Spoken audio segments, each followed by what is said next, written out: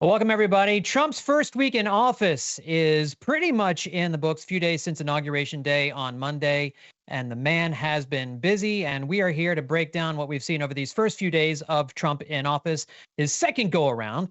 Joining me, David Brody, chief political analyst for CBN News, as well as Dan Andros, host of the Quick Start podcast. Gentlemen, a very busy, as we expected, a very busy first few days for now President Donald Trump.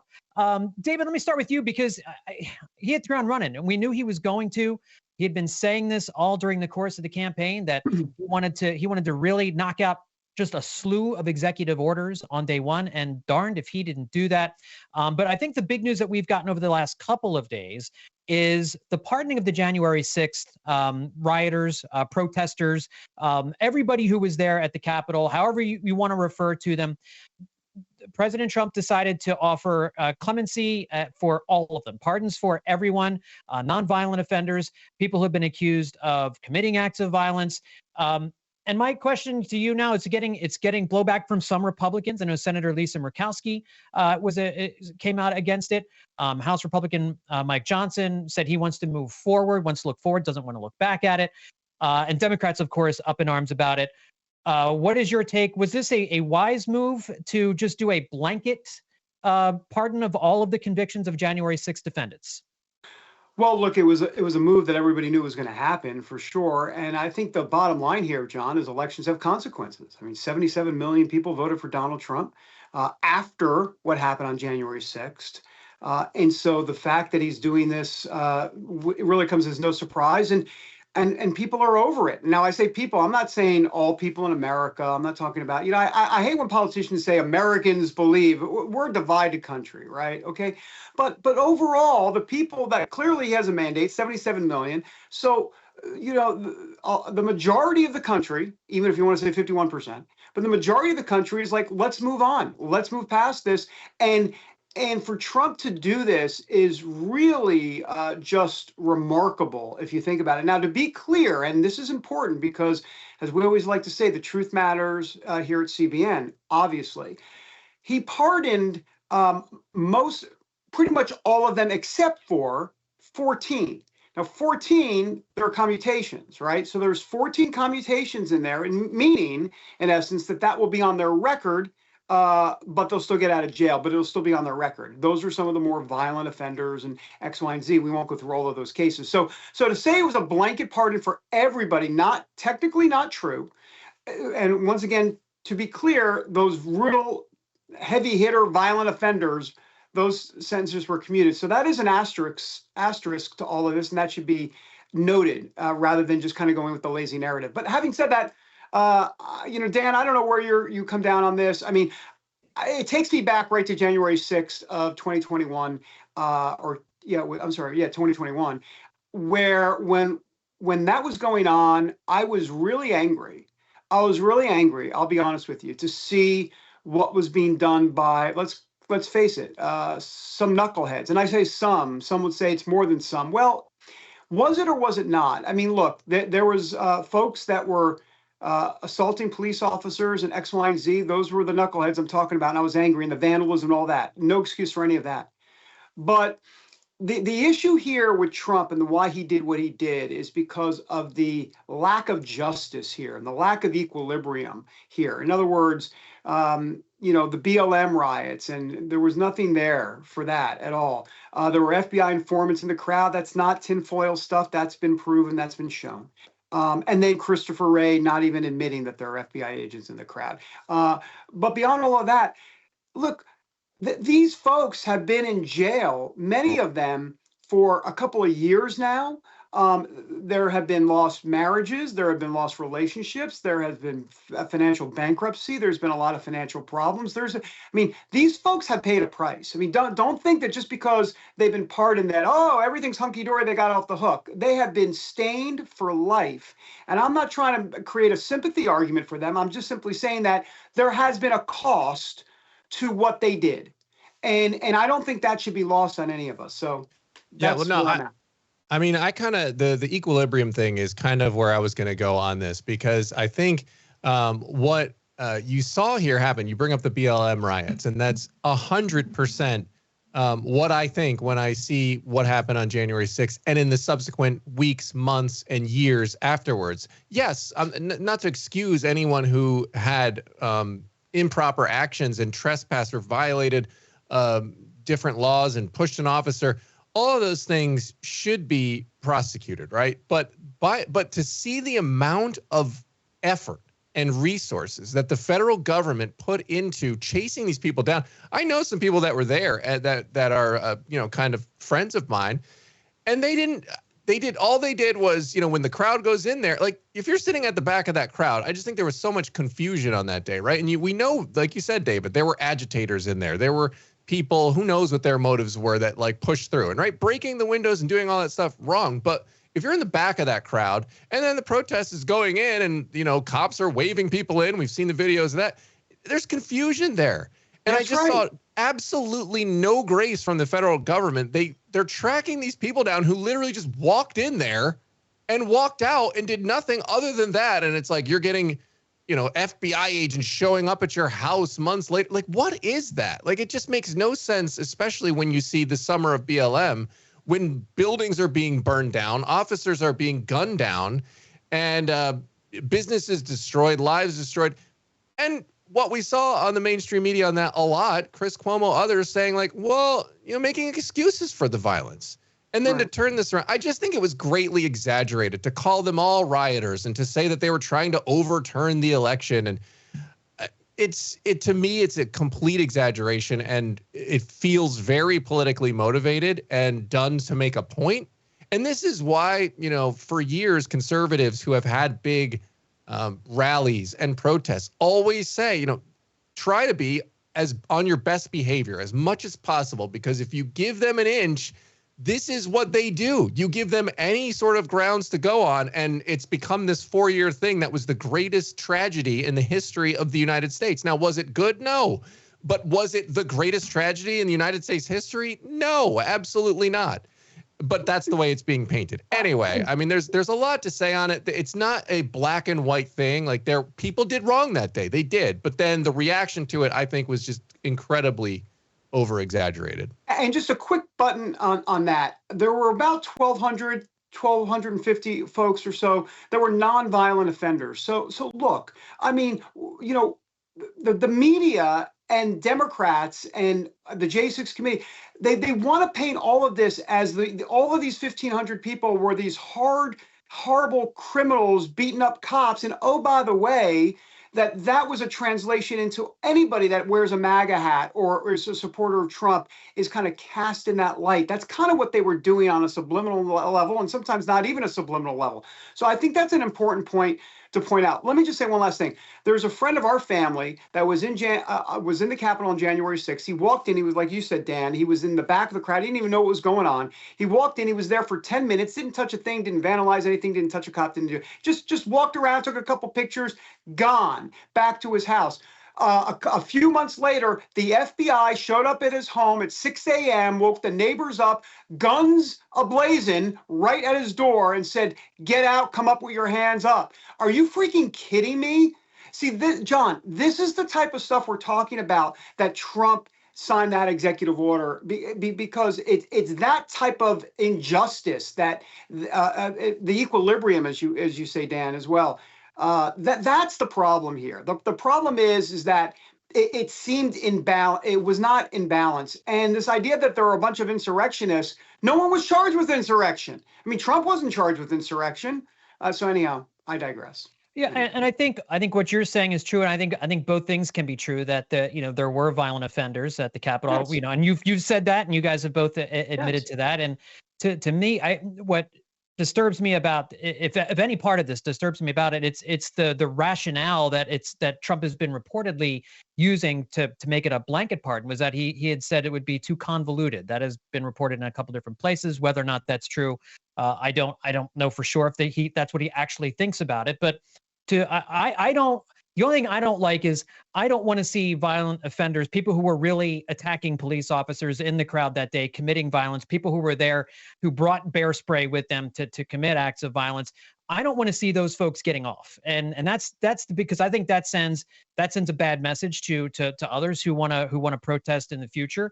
I certainly agree with you that the bystanders, the people who were part of the crowd, who were just kind of who were there, not really understanding what's going on, and the FBI reaction to that and all that. Everything you're saying about that is absolutely true. There should be, it didn't seem as though maybe that they wanted to take the time to go through the cases and decide which of these folks were the people you're describing and which were the ones that committed violent acts where they shouldn't have had their sentences commuted. So I think that's the pushback certainly on the Democratic side and those who are against what Trump's decided to do here. Yeah, no, that's fine.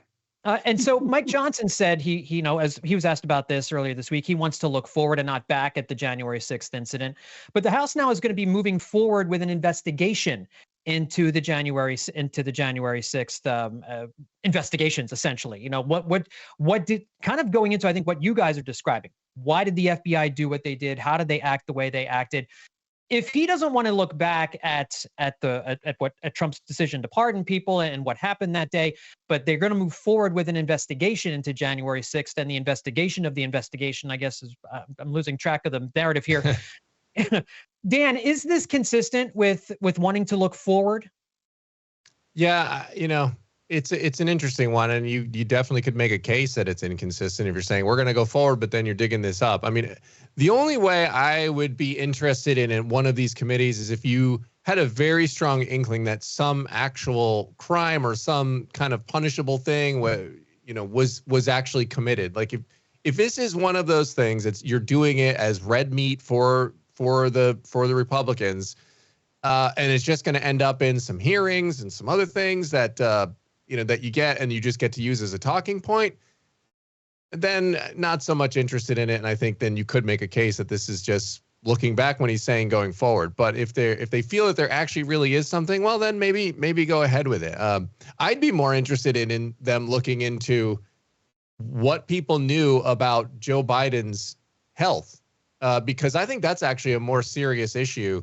Yeah. When you talk about the cover up there, essentially, right? Like, did people know the state that Joe Biden was in that led to this point where he had to get out of the race, right? Where everyone sort of acknowledged, like, okay, he's not up for this. What did people know? I want to see the emails back and forth from staffers, from people who maybe knew something. So if we're going to look back at something, that one, because that one's disturbing to me because it's the president of the United States. And if you've got this infrastructure here in the bureaucracy that is able to sort of prop up a president and then continue on, like that one's a little more concerning to me, because the swamp's the swamp, right? And that's going to operate no matter who's in there. Obviously, Trump's trying to disrupt a lot of that, but that one to me would be more worthy of looking back into. And but to your point, I mean, I think if we're just going to get like a red meat sort of report that we can throw out there, then yeah, it does seem to grate against what he was saying about looking forward. Well, look, I got to tell you, I think this is actually a futuristic move, not a looking back move. Let me explain why. Yeah, I understand they're going to kind of look back at the events, but why exactly? The answer is that they want the final say here in the future as it relates to the history books, as to what history is going to say about January 6th. That's why they're doing this. They want the final say. The J6 committee, or as they call it, the Republicans and Trump, the sham J6 committee, right now has the official report that's going to go down in history. They don't want that to be the final word. So what they're doing is they're going back to go forward in the history books and in the official congressional ledger, if you will, to say this is actually the full story as to what happened. And that's why this is actually future looking in terms of what history will say about the event, rather than just letting the J6 committee have the final say. In keeping with the pardon theme, President Biden, in one of his last acts before leaving the White House, preemptively pardoned many members of his family. He did not preemptively pardon himself. He had said in previous comments, he was asked, would you do that? And he said, why would I do that? I've done nothing wrong. But he did preemptively pardon members of his own family, as well as members of the Republicans on the January 6th committee, before any charges have been filed. Kind of an unprecedented move here. And I know Democrats as well as Republicans have come out talking about that this is kind of not a great look, I think, is kind of the nicest way to put it. And obviously, you know, with Trump's pardoning of January 6th and President Biden preemptively pardoning folks, you've got folks on both sides, Republicans and Democrats, accusing the other of being hypocrites and playing fast and loose with the authority of the executive and the presidency.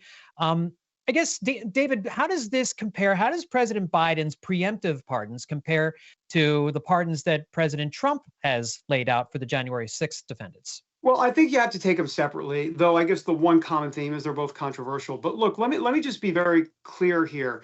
This isn't really about how it looks and how bad it looks for Biden, which is really bad, and it's going to hurt his legacy, maybe tarnish it for good. But beyond all of that, he lied to the American people.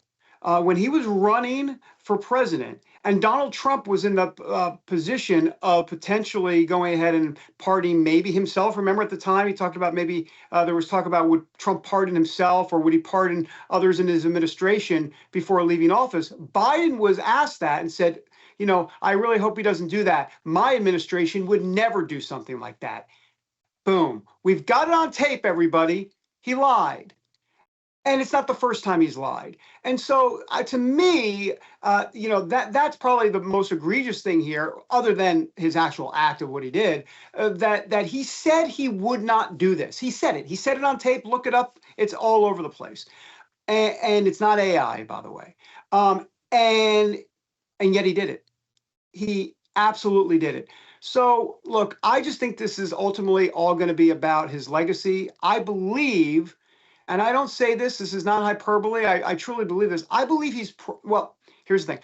I believe there's going to be discussion as to whether or not he'll be the worst president ever in American history. Now, do I think the historians will record him that way? Probably not. They lean liberal, but he's definitely going to be in the bottom 10. I don't think there's any question about that. You know, it's actually quite incredible to me that, you know, he cited the reason for pardoning of his family as, you know, the unrelenting attacks that my family is facing right now. And it's ironic given what the Biden administration and kind of lackeys and down the line in New York and elsewhere put Trump through on the legal front. You know, it's like these Build-A-Bear type charges, or, you know, it's like they got Doc Brown to get into the lab and create some charges out of thin air, you know, make this felony and this felony, combine them, there'll be a future felony. You know, it's just a bizarre thing. And so it's almost like, given that it's like Biden knows that we just did all this, right? We just engaged in massive lawfare. We're doing it to the pro-lifers. We're doing it to everybody connected to January 6th, regardless of what level of crime they committed. We're going to do it to Trump. We're going to just find something. It's almost like, in his mind, that's the way I did all this, so it's probably coming back to me, and so I got to do this. It's not like he's been on the up and up with this, and then all of a sudden he's like, well, I'm just so worried about Trump. I mean, it's like you kind of unleashed this, and Trump isn't the type of guy. I mean, I don't know how they're going to respond with this, but it doesn't seem like he's the type of guy that take this sort of thing sitting down. So to me, it's just, you know, it's a bit ironic on that front, but, you know, and like you said, unprecedented, John. I mean, not unprecedented, but rare. I mean, Ford did so to Nixon, preemptively pardoned him on crimes and other possible crimes that they didn't know about. Jimmy Carter pardoned the Vietnam War draft evaders. So it's happened, but it is rare. But yeah, not a good look. And the argument that Democrats make, obviously, is that it allows Donald Trump to preemptively pardon any members of his family that he may choose to pardon in the future. You set the precedent, Yeah, it makes it that much harder to uphold people in power, to make sure that they are staying within the bounds of the law. So right, yeah. I just got to add. I mean, it's like, I don't like this trend, by the way, of, and then if Trump does it, and then it's like we're handing out these immunities like Jack Bauer does in 24. That, if you remember that show, it was just every minute like, he needs an immunity, just get it, call the president, get it. Yeah. And it's like I don't think that's a good road to go down as a trend. If everybody acted with a little integrity, I think we'd be Yeah. wouldn't we? Imagine that. A federal judge today is hearing arguments in a multi-state lawsuit brought by Arizona, Illinois, Oregon, and Washington, looking at the Trump executive order ending constitutional guarantee of birthright citizenship in the United States.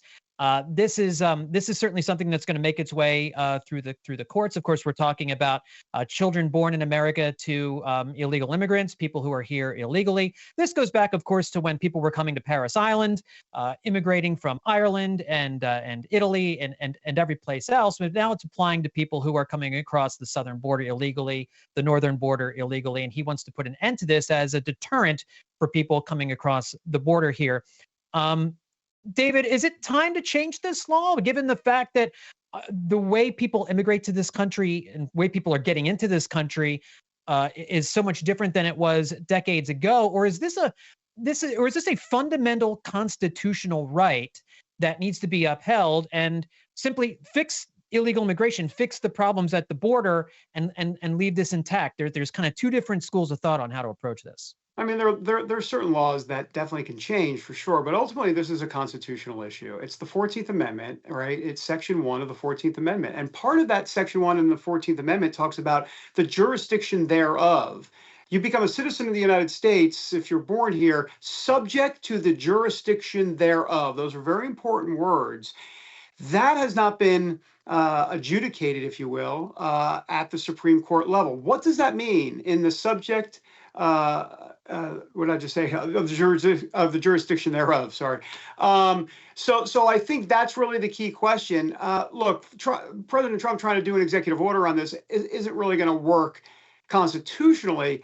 But having said that, if the argument is, well, those words therefore would mean that if you've got parents that are illegal immigrants, that then you're not, in essence, bestowed legal status if you're a child here of those two legal immigrant parents. So we don't know. I mean, I think that's the key, and it's all going through the court system. It'll go to the Supreme Court, and then the Supreme Court will decide. Now, the Supreme Court has decided before on the 14th Amendment on certain cases, but not when it comes to a presidential executive order. And I think that'll be interesting to watch, Dan. Yeah, certainly will be interesting to watch. And obviously, like we talked about, I mean, the border has been a huge focus. And so, I mean, I think this feels to me like they're doing everything they can. Trump with these executive orders, we talked about it last time. I'm not a huge fan of like just all the executive orders all over the place, because then the other side comes in and undoes them. But it seems like they're just pushing all the levers they can, and then we'll see what happens in court, right? Like we'll see if this thing upholds or not. And let me just also simply say they're flooding the system, right? I mean, all these executive orders. I mean, it's like Vin Diesel in Fast and Furious can't even hold a candle to Trump. I mean, that's what's really going on. It's like this is the new Fast and Furious sequel. Like, what are they up to, 9 or 10 or whatever it is? Yeah. But that's what they're doing. They're flooding the system. So the point is that there's so much going on that the media is going to have a hard time kind of catching up and doing the due diligence that they need to do on a lot of this type of stuff. But I think the big immigration story, if I could just quickly pivot, and I'll be brief, which is the funding aspect to all of this. The budget reconciliation bill, Trump talks about one big beautiful bill. This week we saw, after Trump was inaugurated, the next day, ICE and Tom Homan and the boys at the White House, if you will, they went ahead and ICE arrested over 300 illegal immigrant criminals in the United States there in Chicago. So it's on. The raids are on. They're happening. But you only have a certain amount of money to do that for a certain amount of time. And this continuing resolution expires in March. So they've got to get more money to do more raids, this mass deportation. And I think that's going to be something they're going to look at very strongly. Well, and let me just throw in one addition to that, David. I think something to look out for is sort of, we just talked about with January 6th, right? You give an inch and you do something wrong, and then the other side's going to take that and run 15 miles with it. It's going to be very critical here as they do these deportations that they are very careful with these, that nothing gets out of control, that they handle it as best they can, that there's no episodes or violence or anything of that matter that can be, like we saw, like with the horses. Remember the guys, the Border Patrol guys with the horses were trying to do it, and that one, they didn't even do anything wrong, but people freaked out about it. So I just think that critics of Trump on the left, and who are, want more migration, want to keep the borders kind of more open and welcoming, or whatever they call it, I think you're going to see them really looking for any misstep at the border, any viral video, anything that they can make sort of the poster child of, Trump being horrible at the border because of these deportation policies. Just something to look out for. Yeah, and on that note, John, real quick, one of the executive orders includes the fact that ICE can now go into churches and schools to get some of these illegal immigrants who, once again, to be clear, will have criminal charges against them. And it's not like they're going in and grabbing, a 7-year-old and their mom and, that didn't do anything. We're talking about criminals here. But they'll be able to go into churches and schools. And so, Dan, to your point, that's the visual, right? I can see it now, the pan down from the church steeple down to the illegal immigrants, as the media will call them, the poor illegal immigrants. Oh, by the way, they're criminals, who are being taken away. And of course, the screaming child who's like, Daddy, don't leave, don't leave. But let's remember, we hear so much about family separation. Look, if I commit a crime, or if I'm alleged to commit a crime and it's serious and they take me to jail, guess what? I've got family separation for my family. I'm going to be going to jail. So I just think we need to understand that this is coming. And Dan, you make a really good point about that aspect to it, the PR aspect. Yeah, and Tony Perkins was on Faith Nation this week talking a little bit about that, and he described, like, churches are a sanctuary. They're a sanctuary from sin. They're a sanctuary to go and be close to God and to worship, but they're not a sanctuary from illegal activity. That's right. And that's something to consider but you're right. They need to be the one thing you don't want to see is like an Elian Gonzalez, a child getting pulled from his parents. Right. And you don't want that anyway, it's not just about the visuals. It's important to understand, like you said, they're going after criminals, specifically here. But it has to be done with a lot of care and a lot of attention. I just want to add one more thing here, John, because this is a tough issue, for Christians as well, because we want to be kind to people, right? We want to treat people with love. We want to treat them how we would want to be treated. But I think what's being twisted now is, like, what does that mean? Does that just mean let them all in? Because what's happening now is people get excited. Oh, I can get out of my country and I can get to America. And then they go and give all of their money to some, drug cartel to human traffic them across the border. Is that loving? So, I think it's a complicated issue. As Christians, we do want to pray for people who are there are a lot of people who are not criminals, who are just looking for a better life, right? And, like, we're praying for those people, but at the same time, you've got to balance that with the people here, right? Like, we see, Lincoln Riley, people getting killed because there's just this influx of just people coming in over the border, and that happens too. So I just would encourage people to pray about it and not be, just swept into one political side on the other on this. It's a complicated issue, and it's not as simple as a lot of people make it sound. Sorry, I have one last point. I know we keep going point. Let me just say one last thing. I got one more after you. No, I'm just kidding. Okay, good. But Dan, you're making a great point about the biblical argument. You have law and order, which is in the Bible, the theme of law and order, and you have compassion, which is in the Bible. So how do you fuse the two? How are you both law and order and compassion? And you're right. From a compassionate standpoint, is it compassionate to have folks come and make that huge trek across from wherever they're coming and getting raped on the way? Many are getting raped and all of that, children and women. I mean, that's not compassionate. So there's that aspect to it. I also just want to say, sometimes we lose sight of the fact that, look, there's been people here that have been here, 10, 20, 30 years, whatever it's been. My view, it's my view. It's my analysis, but it's also my view. I say shame on Congress on this, not necessarily shame on the folks that came over 30 years ago. Now, to be clear, the first act that they did when they came into this country was an illegal act, okay? But when Congress doesn't do something about this for the last 30, 40, whatever it's been, years, that becomes on Congress as well. And I'm not trying to let these folks off the hook necessarily, but you're not going to deport people that have been here 20 years, 25 years, all that. That's ridiculous. And why? Because Congress didn't do their job. You know, if you keep saying don't come, it's like Kamala Harris at the border when she said, as vice president, as borders are, don't come. But then but it was a wink and a nod to say, really, come on in, because all of their policies were like, okay, we'll take care of you. All you have to do is step across the border. So Congress has done the same thing. They keep saying we're going to have to fix our immigration system, and they never do. So I'm not saying that that absolves folks that have come over the border from their responsibility here and their legal culpability. But at the same time, Congress is on the hook here as well. And I just think that's at least an aspect of this we should consider.